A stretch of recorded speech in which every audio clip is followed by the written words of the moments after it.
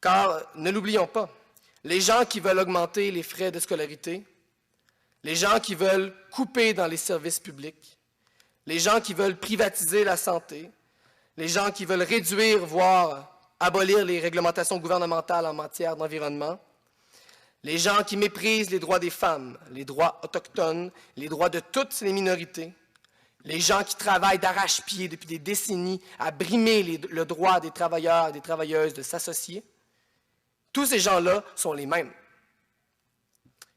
Ces gens-là sont peu nombreux, ces gens-là contrôlent tout et veulent toujours contrôler plus.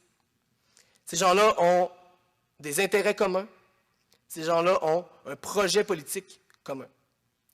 Il fut un temps au Québec, au Canada, il n'y a pas de si longtemps de ça, qu'une minorité comme ça, qui contrôle les institutions politiques et économiques d'un pays, qui partage des intérêts communs, il n'y a pas si longtemps, on appelait ça une classe. Et il faut arrêter d'avoir peur des mots, il faut nommer ces gens-là par leur nom.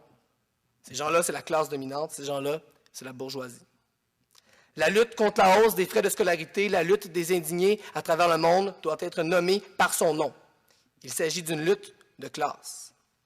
Une lutte de la majorité possédante, une lutte de la minorité possédante contre la majorité possédante, contre la majorité qui ne possède rien, évidemment, et vice-versa.